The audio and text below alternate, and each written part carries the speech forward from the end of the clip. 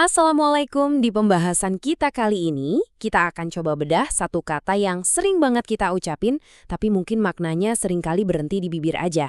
Kata itu adalah syukur. Yuk kita kupas bareng-bareng, apa sih sebetulnya arti syukur yang sebenarnya? Coba deh kita pikirin, kalau kita dapat rezeki nomplok, misalnya naik jabatan atau baru lulus, apa sih yang biasanya langsung kepikiran? Mungkin bikin acara syukuran, makan-makan, atau pesta, iya kan? Ya, itu nggak salah kok. Tapi pertanyaan besarnya adalah, apa iya inti dari rasa syukur itu cuma sebatas itu aja? Apa benar itu esensi yang diajarkan agama kita? Nah, mari kita gali lebih dalam. Ternyata nih, kalau kita balik lagi ke pedoman utama kita, Al-Quran, jawabannya itu jauh lebih dalam dari yang kita kira. Allah ngajarin kita kalau syukur yang sejati itu bukan cuma ucapan Alhamdulillah atau perayaan sesaat, tapi syukur itu harus kelihatan, harus terwujud dalam amal dan perbuatan kita sehari-hari. Di dalam surat Saba ayat 13, Allah berfirman, "I'malu ala Dawuda syukra," yang artinya, beramallah wahai keluarga Daud sebagai bentuk rasa syukur. Coba deh perhatiin pilihan katanya. Ini menarik banget.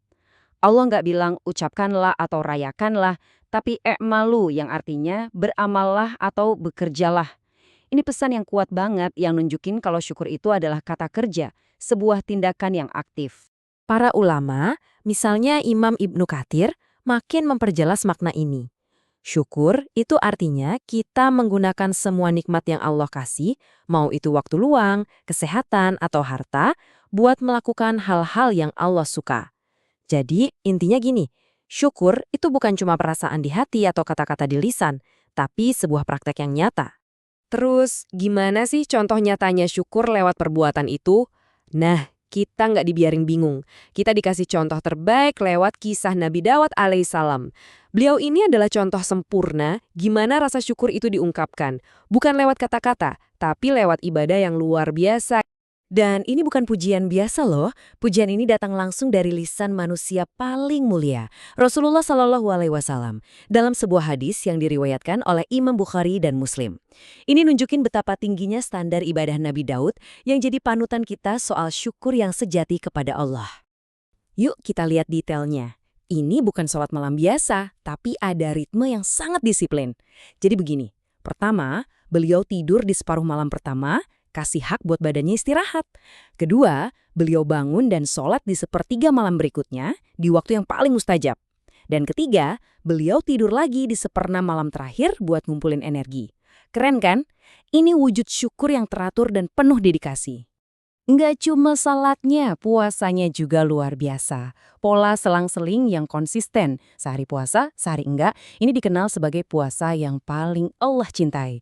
Ini sekali lagi ngasih tahu kita kalau syukur itu bukan cuma ledakan emosi sesaat pas kita lagi seneng, tapi sebuah komitmen jangka panjang yang dijalani dengan sungguh-sungguh dan disiplin.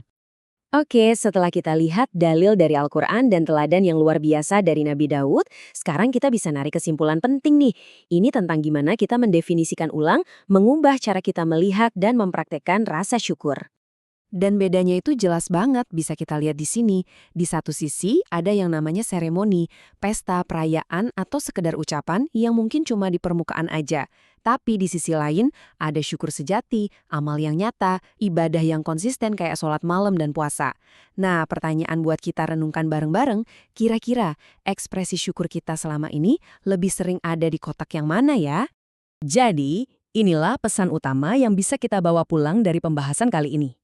Syukur yang sesungguhnya itu bukan tentang semeriah apa perayaan kita, tapi tentang seserius apa kita dalam beramal, menghidupkan malam dengan sholat, dan memperbanyak ibadah sebagai tanda terima kasih kita kepada Sang Pemberi Nikmat.